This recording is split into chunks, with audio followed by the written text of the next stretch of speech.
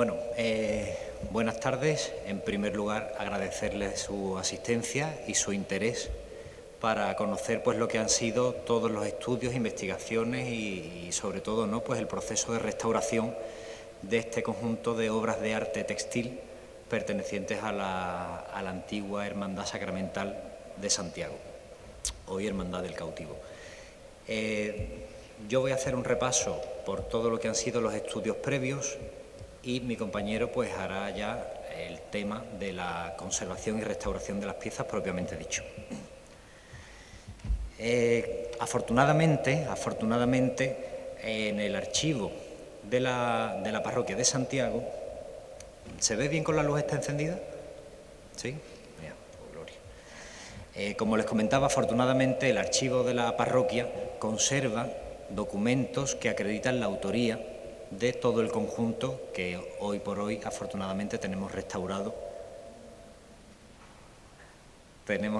aquí. Eso nos permite conocer la obra de Juan Bautista Carrasco y Alarás, que es el maestro bordador que realiza el citado conjunto.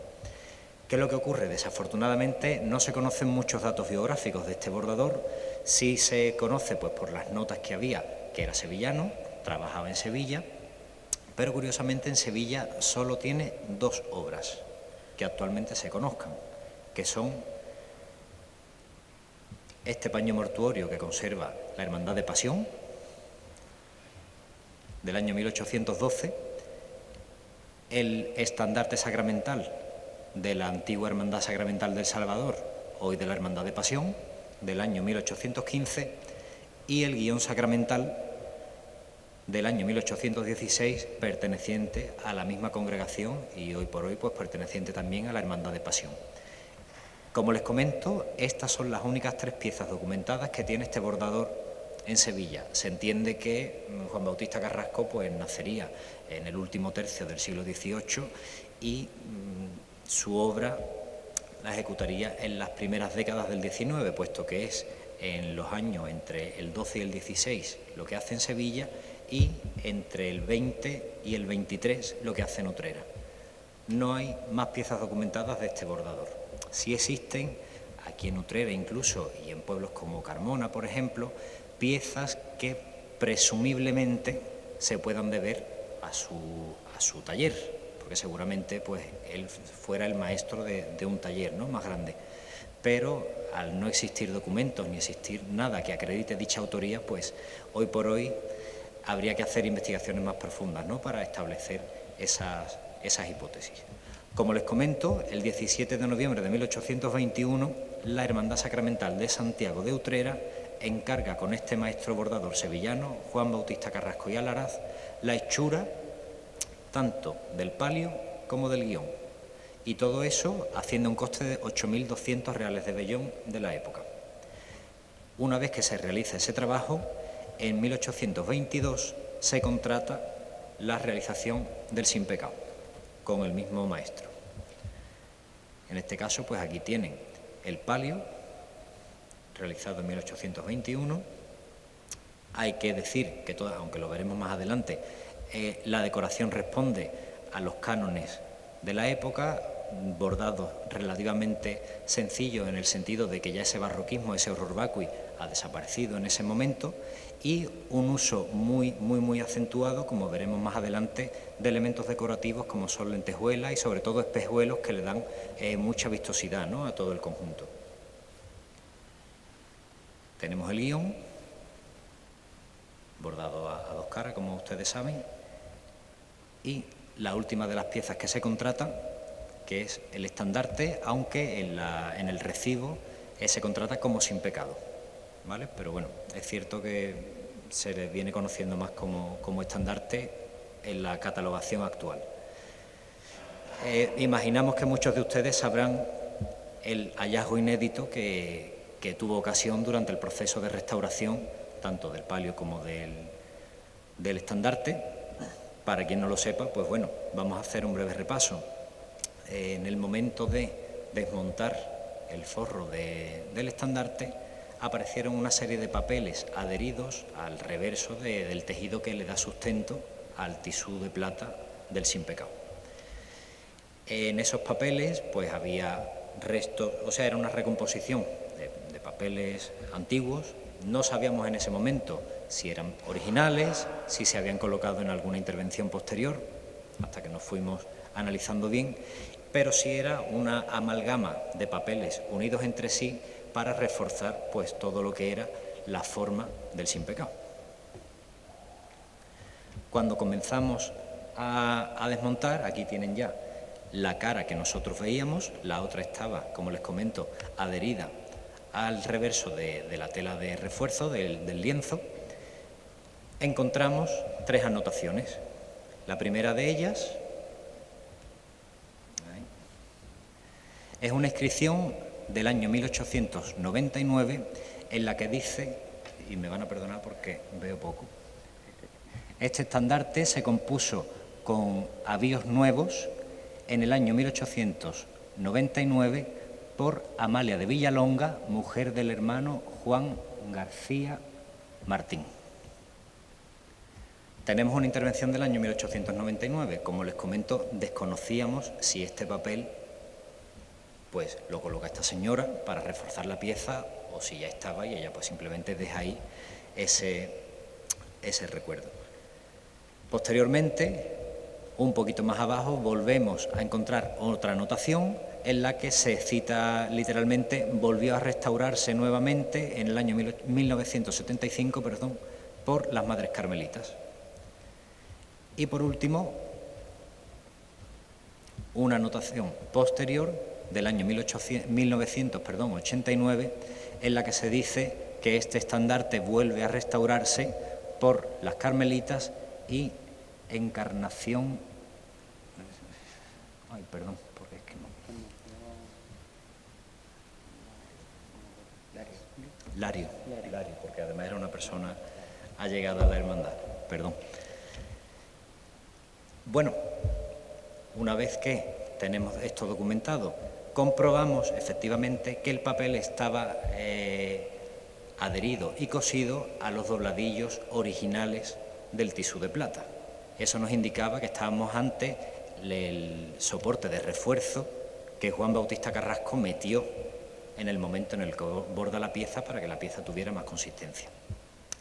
Cuando le damos la vuelta, cuando conseguimos ya, evidentemente tengan en cuenta que cuando descubrimos esto, que por desgracia esto no lo vemos mucho, lo comunicamos a la hermandad y se creó una comisión con miembros de la hermandad y con personas, pues estaba Pepe Roda, que es profesor de la Universidad de Historia del Arte y muy vinculado, es el vicepresidente del Consejo de Hermandades y Cofradías de Sevilla. Estaba Daniel Cano como restaurador de papel del Archivo de Indias. En fin, una serie de expertos para estudiar, analizar y decidir qué hacer con este hallazgo. ¿Por qué? Porque era un papel que originalmente estaba reforzando, pero descubrimos que era un papel con mucho valor y que quizás había que separarlo y tratarlo como una obra de arte independiente, puesto que era un documento único, además, único, y ahora lo van a ver por qué. Y entonces el dejarlo ahí lo que iba a hacer era que se siguiera deteriorando y se terminara perdiendo. Entonces, como les comento, después de varias reuniones con esta comisión y de meditar mucho, se decide separar el papel y entonces en el momento en el que ya conseguimos verlo por ambas caras, descubrimos que tenemos parte de un diseño hecho a grafito. Desconocíamos si ese diseño se correspondía con una pieza bordada, si era un diseño que se había hecho para hacer un paño cerámico. No teníamos la más mínima idea, porque desgraciadamente no se conservan dibujos de la época de piezas bordadas. Han llegado el bordado, pero el diseño se solía desechar, por lo tanto no lo sabíamos. Investigando paralelamente a la restauración, tuvimos la suerte, al menos para nosotros que somos unos locos de esto, de encontrar una pieza que se conserva en Bollullos Par del Condado, en Huelva, que guardaba mucha relación, y en este detalle lo pueden ver, mucha relación con lo que aparece diseñado en ese papel que había detrás del sin pecado. ¿Esto qué nos indica?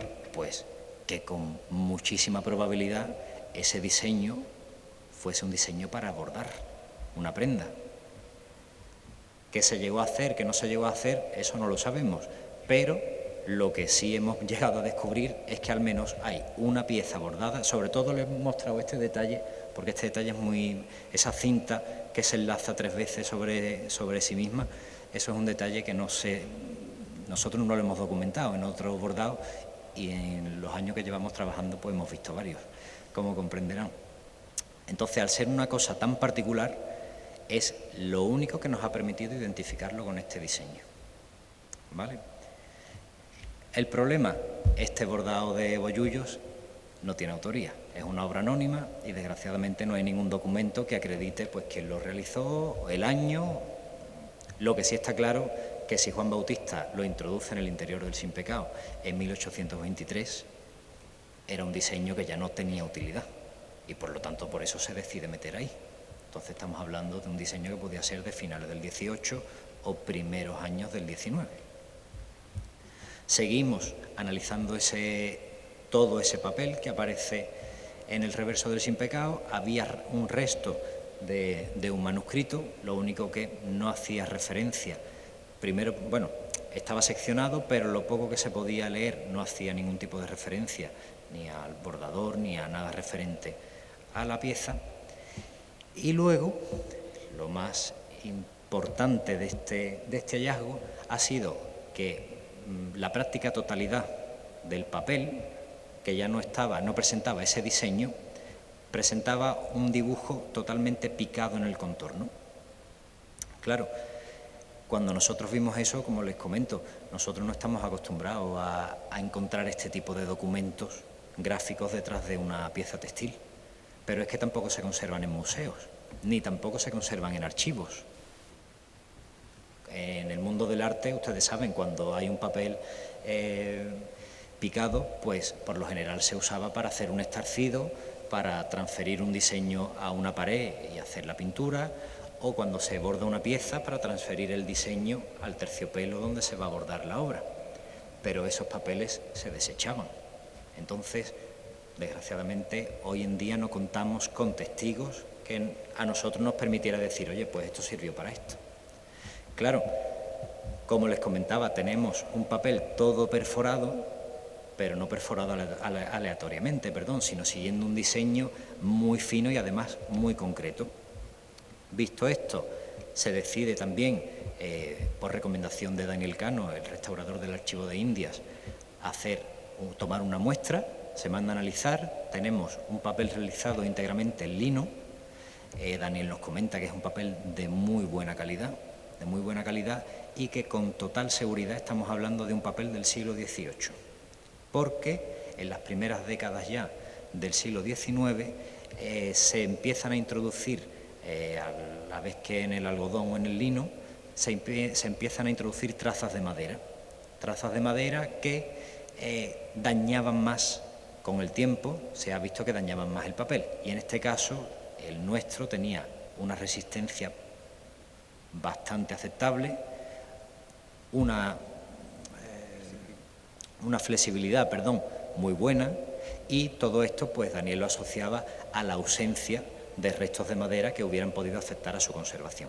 Efectivamente, como les comento, el análisis determinó la naturaleza del lino en lo que son las fibras constitutivas, y entonces pues una vez que ya teníamos también esa información, empezamos a analizar pues los distintos motivos picados que aparecían en la superficie.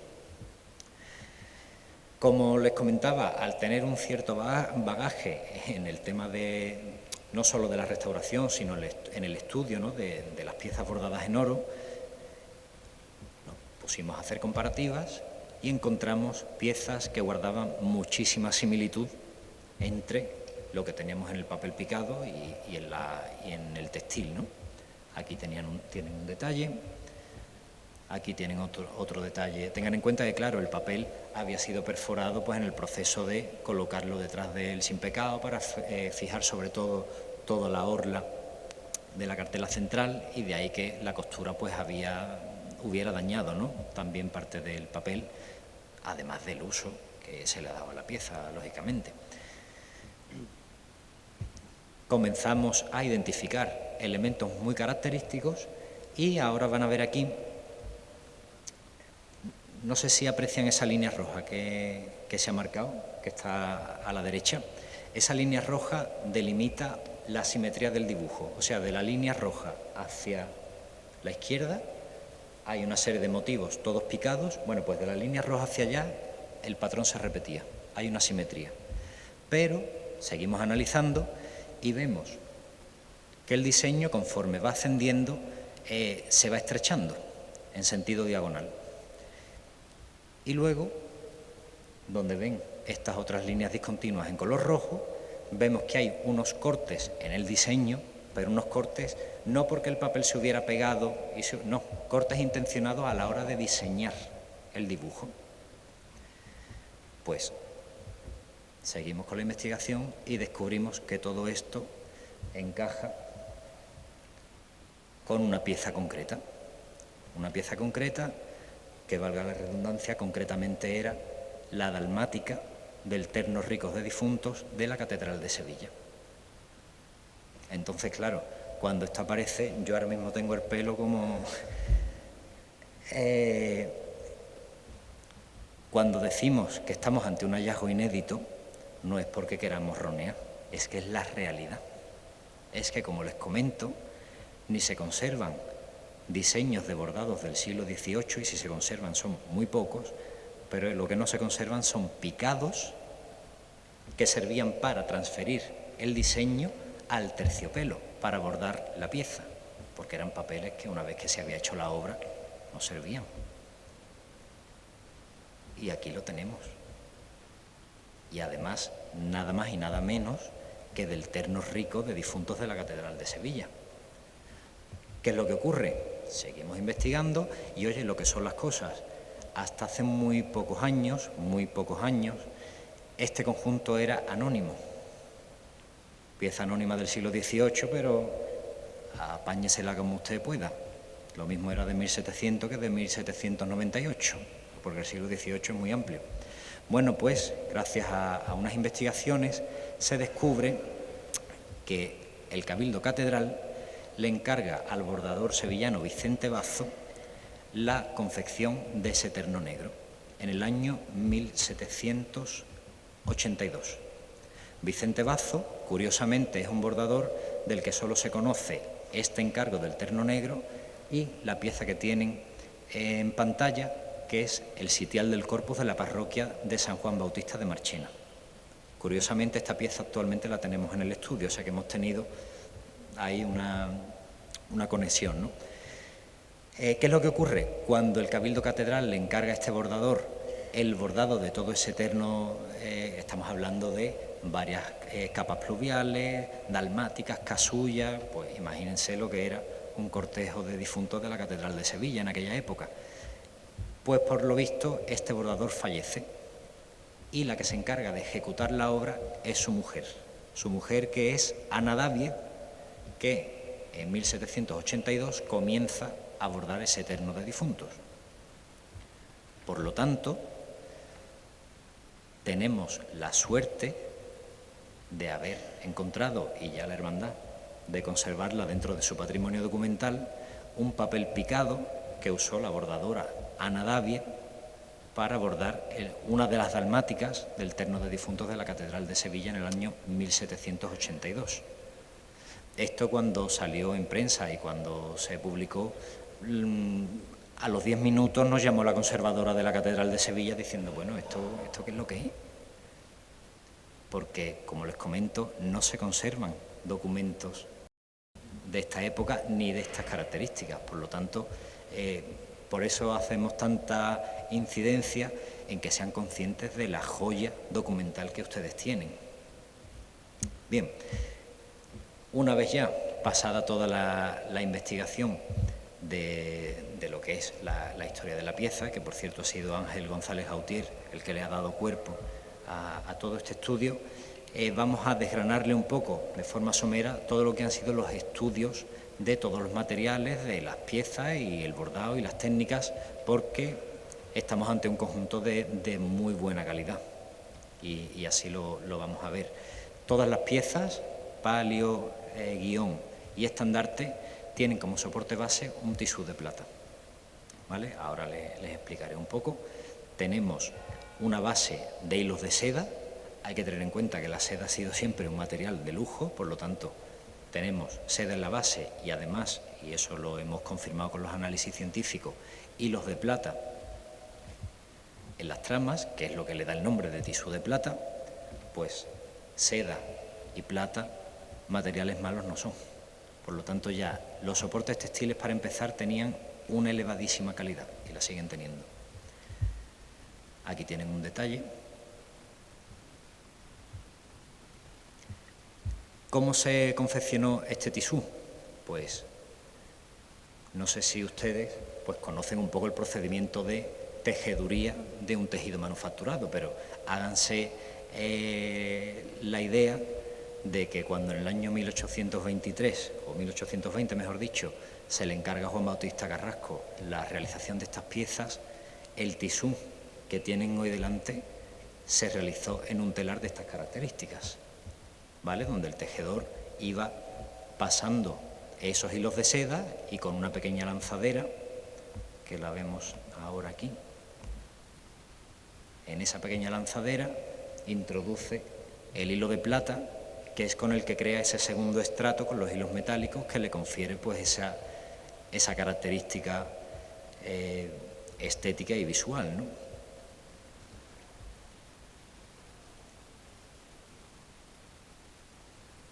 Esto a nosotros siempre nos gusta ponerlo por una razón muy sencilla.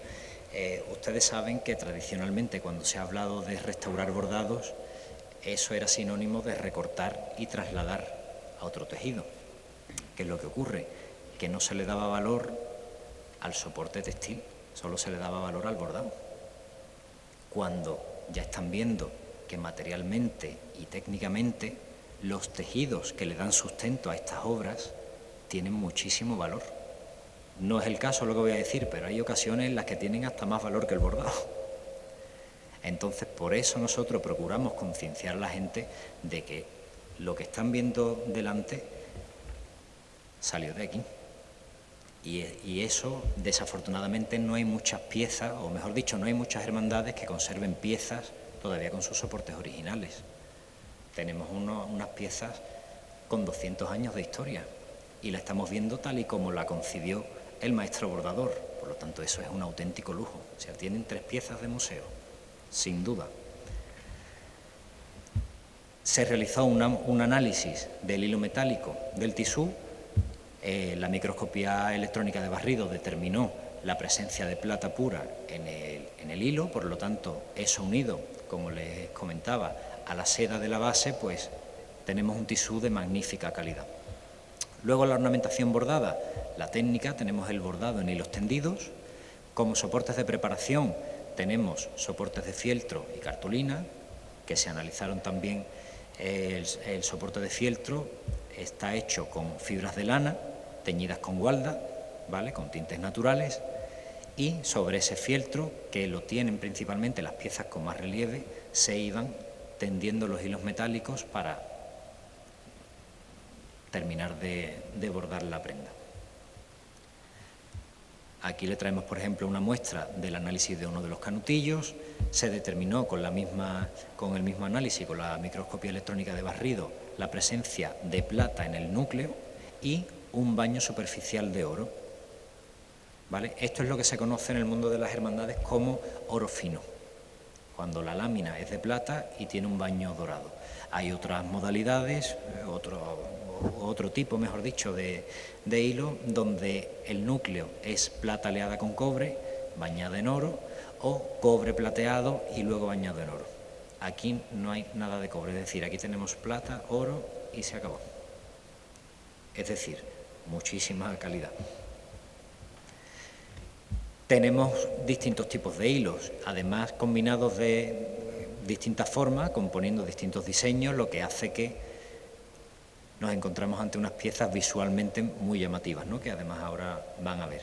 Encontramos hilos lisos, que se denominan de muestra, encontramos laminillas u hojillas, como se conoce en el mundo cofrade, hilos briscados, que son unos hilos ondulados, como ahora les enseñaré, y sobre todo a la hora de perfilar lo que son las flores y las piezas más menudas, hilo de torzal, que es un cordón más grueso.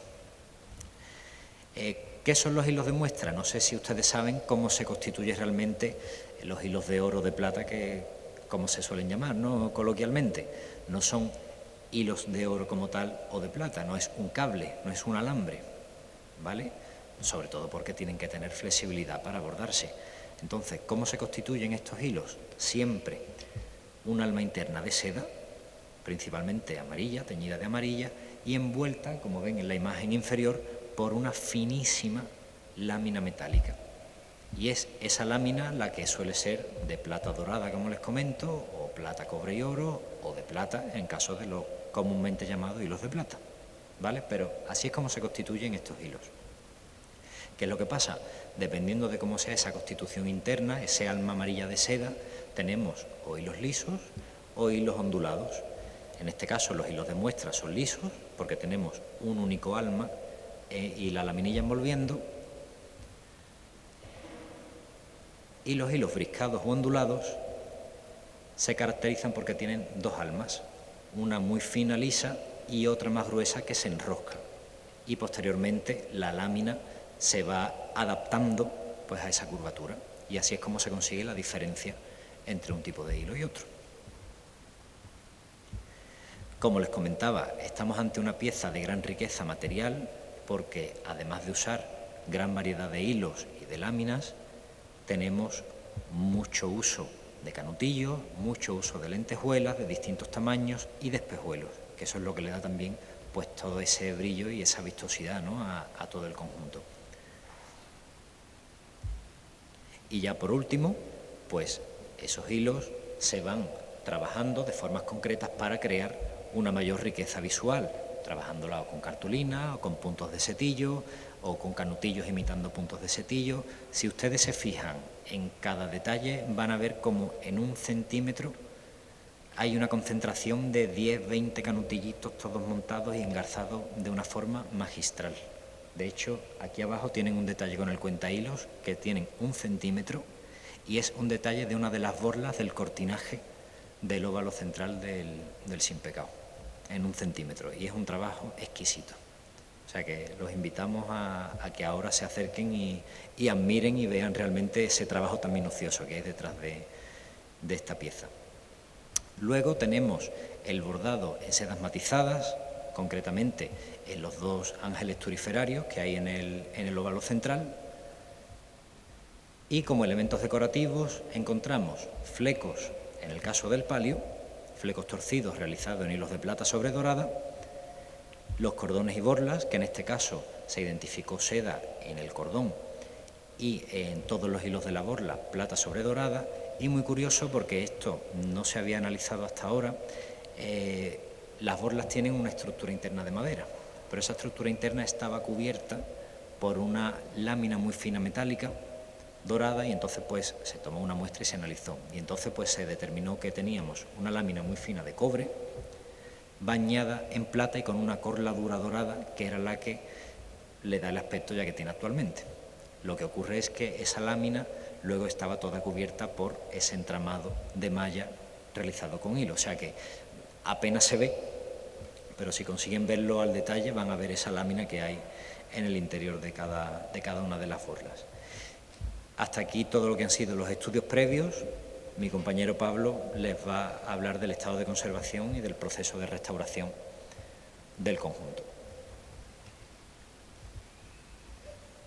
Bueno, pues ya que nos hemos introducido un poco en todos los aspectos técnicos, históricos de este conjunto, recalcar pues que es un conjunto que tiene 200 años y que el estado de conservación era muy deficiente, pero que hay que pensar que son 200 años de uso, de almacenaje, de manipulación, y que por suerte tenemos la gran suerte de que están en su soporte original y que no tenían ningún tipo de intervención considerable que hubiesen alterado en gran parte la estética del conjunto. Entonces, Como acabo de decir, el estado de conservación era deficiente debido a causas tanto intrínsecas, que son las que se derivan del propio envejecimiento natural de la fibra, de los elementos que lo constituyen, y causas extrínsecas, que son las que se derivan pues del uso, de la manipulación, de la exposición, de a qué han estado expuestas y cómo han estado expuestas. Para nosotros poder cuantificar y cualificar los daños presentes en las piezas, realizamos lo que se llaman mapas de daño, que con diferentes colores vamos viendo las alteraciones que hay tanto en el tejido de base como en la ornamentación bordada. Aquí tenemos 3 piezas diferentes, pero con los mismos materiales. Es decir, hay tisú de plata en la base, el tejido base, y ornamentación bordada con hilo de plata sobre dorada. ¿Qué es lo que quiero decir con esto? Pues que las alteraciones prácticamente en los 3 eran las mismas, es decir, era el mismo tipo de alteración. Sí que es verdad que cada pieza pues tenía sus peculiaridades por precisamente el uso y la exposición.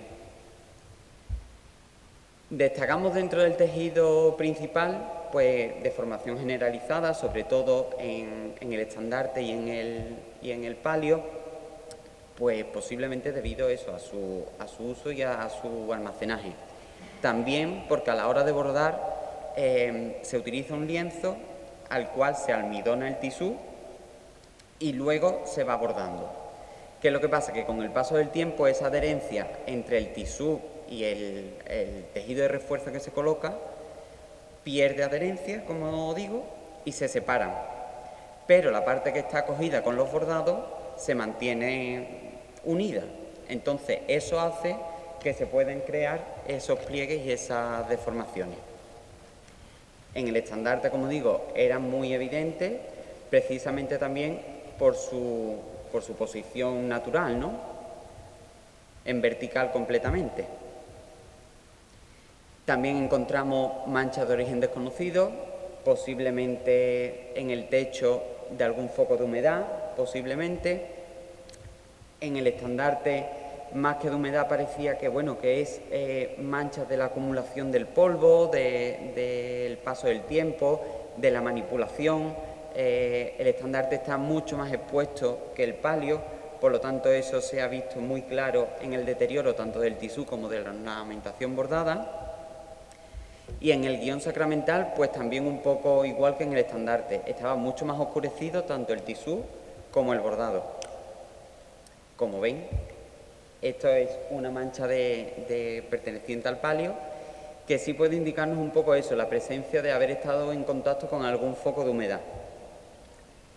Restos puntuales de cera también tenemos en las piezas debido a su uso cultural, que se encontraban en el estandarte no había, pero en el palio y en el guión sí que nos encontramos esos restos de cera.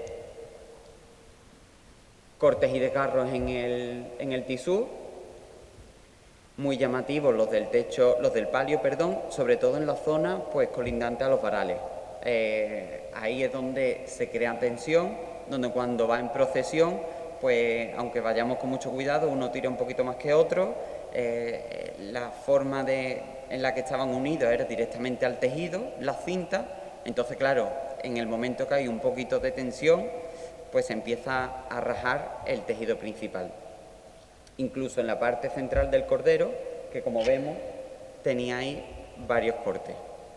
O el estandarte, que en la parte de arriba, para la unión con el asta que lo sujeta, pues tenía como una especie de clavo con una cabeza muy gorda que lo que estaba haciendo era dañar el tisú en esa zona. También nos encontramos pérdida de material, parcial y total, es decir, por una parte había pérdidas de laminilla y por otra pérdida total del soporte textil. Como en el caso en el caso de las 3 piezas, tanto en el palio, el guión y el estandarte. La pérdida de laminilla era muy acusada, sobre todo en el estandarte, coincidiendo con la zona que más pliegues tenía.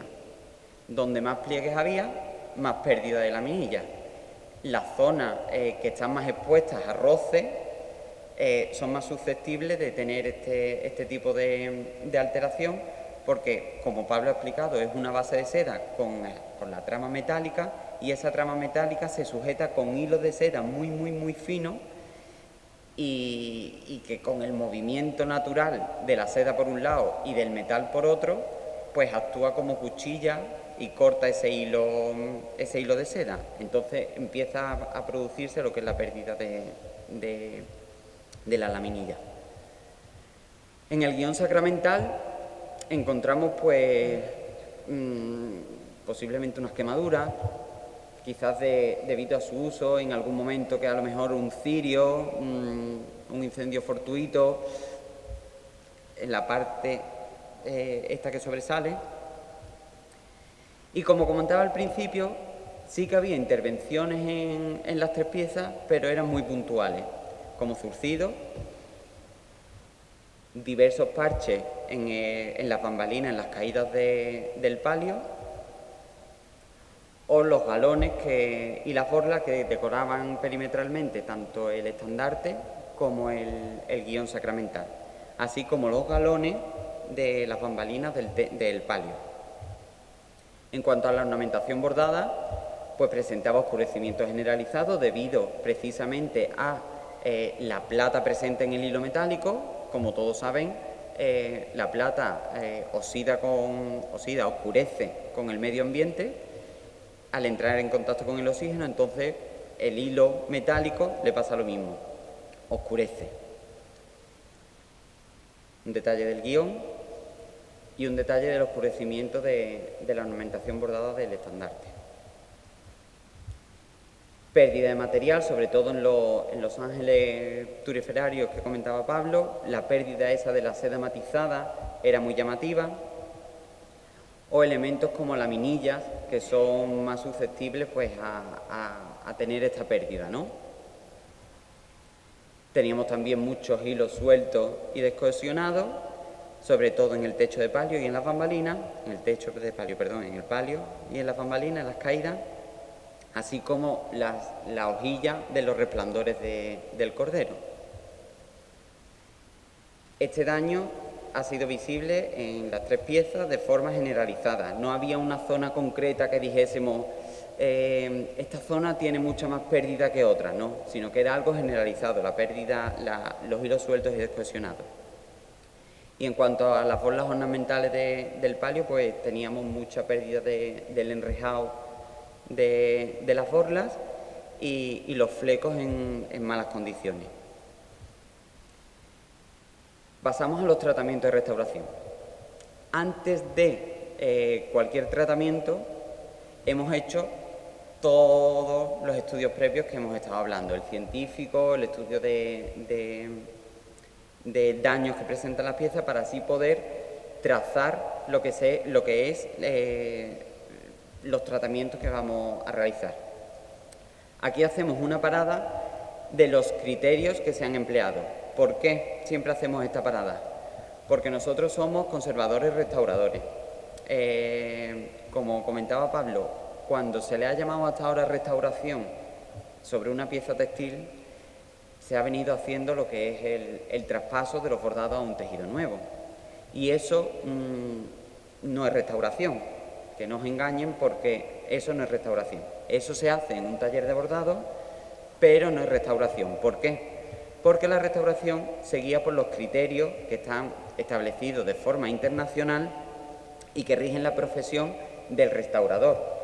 Y lo mismo que se restaura un Murillo, se restaura un Martínez Montañés, o se restaura cualquier pieza que tengamos en el Museo de Bellas Artes, en el Prado, en cualquier hermandad, los textiles son obras de arte. Y para su restauración se deben encargar restauradores especializados, que sigan los criterios estos. Conservación, por supuesto, es decir, aquí se han conservado todos los elementos, canutillito que se caía, que han sido unos cuantos, canutillito que iba a una bolsa y colocábamos. Lentejuela que se caía, lentejuela que metíamos en la bolsa y colocábamos. Por lo tanto, conservación y respeto máximo siempre por el original. Cuando hablamos de mínima intervención, es un criterio que hace referencia a que se actúa para frenar un daño. Es decir, el fin último de la restauración no es que esté más bonito, sino frenar ese daño. El que esté más bonito, la estética, es algo que viene posterior. Pero nosotros vamos a donde hay el daño. Si no hay un daño en el palio, en el pico superior, ¿para qué vamos a tratar eso, no? Si está en perfecto estado. Y por último, la discernibilidad de materiales y técnicas empleadas. ¿Qué quiere decir esto? Que a simple vista, pues parece que no se le ha... que no... Es decir, está integrado todo lo que hemos hecho. Pero cuando se acercan, van a poder ver la diferenciación de lo que es original y de lo que nosotros hemos puesto. Porque si en un futuro, como la restauración es una ciencia y se va avanzando siempre, si en un futuro es necesario cambiar algo, se puede cambiar. Es completamente reversible y se puede cambiar. ¿Con qué empezamos? ¿Con qué tratamiento empezamos? Con el aspirado y el microaspirado exhaustivo de las piezas. ¿Por qué hacemos esto? Para retirar todo el polvo que quede en superficie, tanto en el tejido como en la ornamentación bordada. Porque ponemos un tul entre el aspirador y la pieza.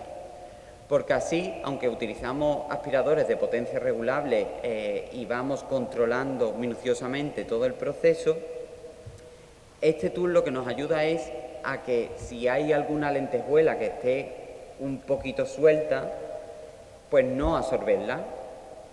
El tul nos va a eliminar ese polvo, esos restos de polvo en superficie, pero va a mantener todo en su soporte.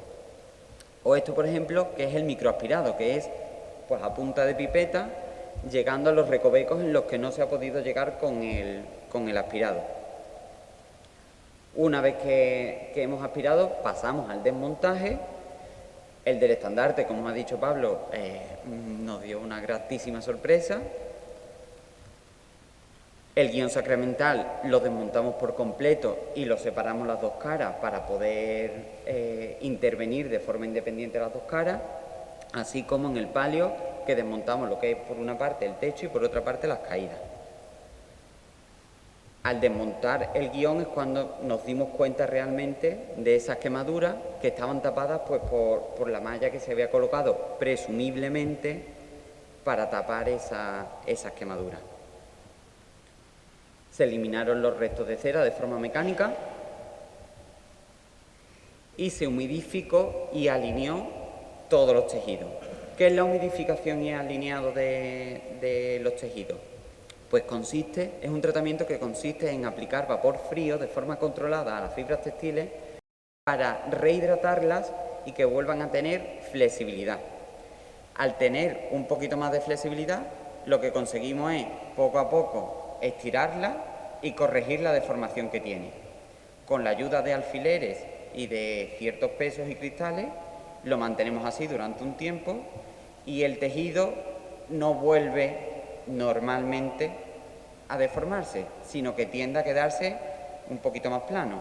¿Por qué? Porque se ha rehidratado previamente. Pasamos también luego a la limpieza físico-química de la ornamentación bordada, realizada con disolvente, con diferentes disolventes que testamos primero en cada pieza y que han sido testados en la conservación y restauración textil dando buenos resultados. ¿Cómo aplicamos estos disolventes? Pues como ven, con pequeños hisopos, pequeños palitos de algodón, y con eso vamos retirando la suciedad superficial. ¿Por qué de esta forma? Porque así nos aseguramos que el baño de oro que envuelve, que baña la laminilla metálica del hilo metálico, la laminilla de plata del hilo metálico, no se daña. Retiramos la suciedad, pero ese finísimo baño no lo dañamos. En el guión sacramental nos encontramos que la malla perimetral estaba adherida, es decir, estaba pegada con un adhesivo.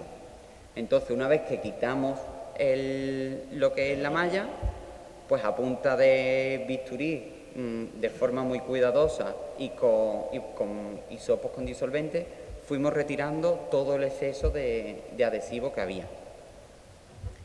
Una vez que ya tenemos la ornamentación limpia, que tenemos el tejido preparado, pasamos a la consolidación del mismo.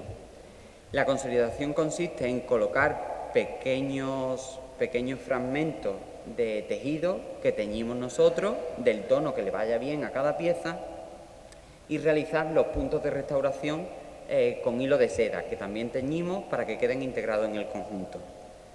En el caso de las bambalinas y del estandarte ha sido seda, pero en el caso, por ejemplo, del guión sacramental, debido a la estructura metálica que presentaba, optamos por colocar un algodón.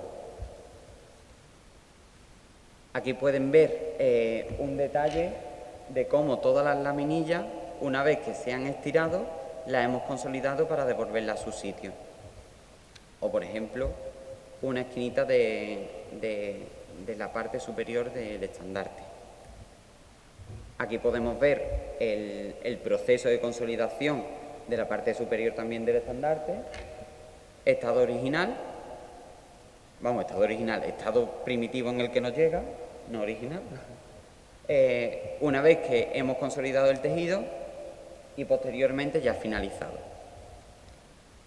O, por ejemplo, otro detalle de unas de las bambalinas. La vemos así, asusta un poquito, pero cuando vemos realmente cómo está el tejido, asusta un poquito más. A esto que le hicimos, colocarle la seda y empezar a consolidar. ¿Qué es lo que pasa? ¿Qué es el gran reto que teníamos con estas piezas? Pues que es un tisú de plata y que las laminillas son muy llamativas, las láminas de plata. Si nosotros colocábamos un tejido que se integrase con el tejido base, color beige, iba a quedar un poco raro. ¿Qué hicimos? Pues optar por una reintegración cromática, consistente en trazar hilos de seda de color gris de forma paralela, fijarlos al tejido, para así imitar el efecto del tisú de plata. Aquí pueden ver la parte de la izquierda ya reintegrada y la parte de la derecha sin reintegrar. Otro detalle del proceso de cómo vamos tirando de forma paralela esos hilos de seda, fijándolos para que en el conjunto no se viese, pues eso, una mancha plana, ¿no? Un color plano. O este detalle de cómo arriba están las tramas consolidadas y abajo está ya reintegrado cromáticamente. La ornamentación bordada también la consolidamos con agujas curvas. Como decía, cada canutillo, cada lentejuela se ha consolidado con agujas finísimas, porque son materiales tan finos que hoy en día no se hacen, que casi que las agujas comerciales pues no pasan por ese canutillo. Entonces utilizamos unas agujas finas, unas agujas curvas muy finas, que nos ayudan eso a poder consolidar de forma correcta lo que es la ornamentación bordada. O en zonas, por ejemplo, en las que se había perdido completamente el soporte de relleno de una de las piezas del palio, de una cartulina, lo que hicimos fue reconstruir con cartulina, con un cartón libre de ácido, esa parte, y trazar unos hilos que integrasen cromáticamente el conjunto. Ahí en el final es el proceso, faltaba por meterle unos hilos más oscuros que diesen vibración al conjunto y diese la apariencia de hilo metálico. O, por ejemplo, en todos los espejuelos que se habían perdido, tanto los más ovalados como los redondos, no estamos por meter material nuevo. Primero, porque es muy complicado encontrar material exactamente igual, y segundo, porque creemos que falsificaríamos así una pieza original. ¿Qué es lo que hacemos?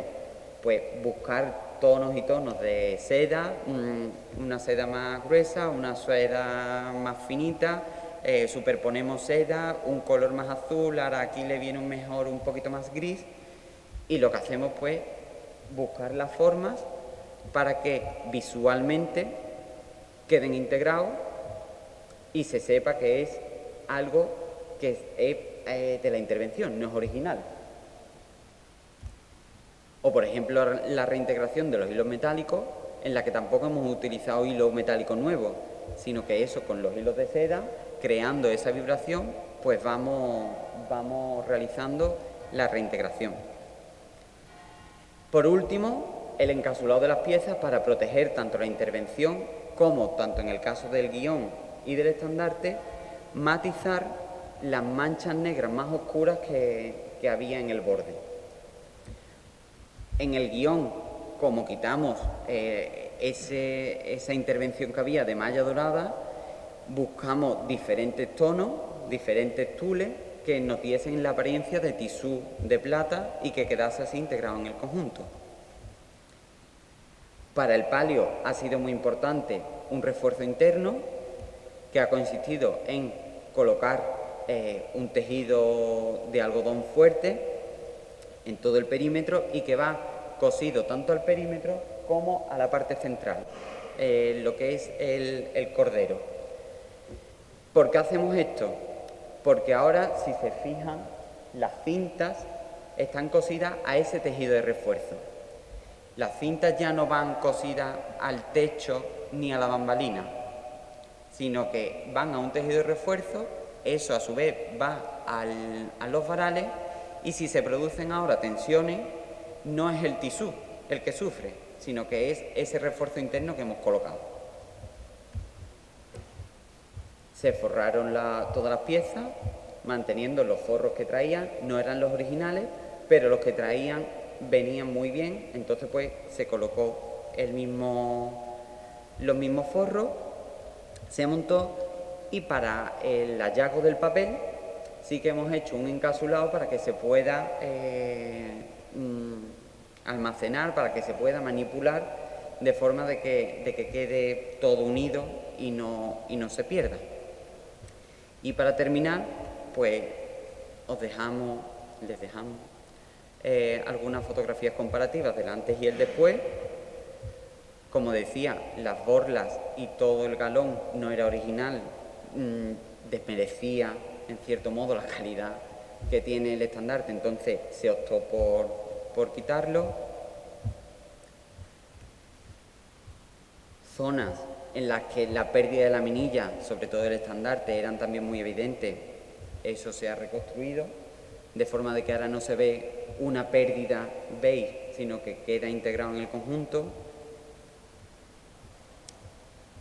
El haber quitado el galón hace que tengamos la pieza tal como se concibió en su origen. Fotografías del palio, anverso y reverso.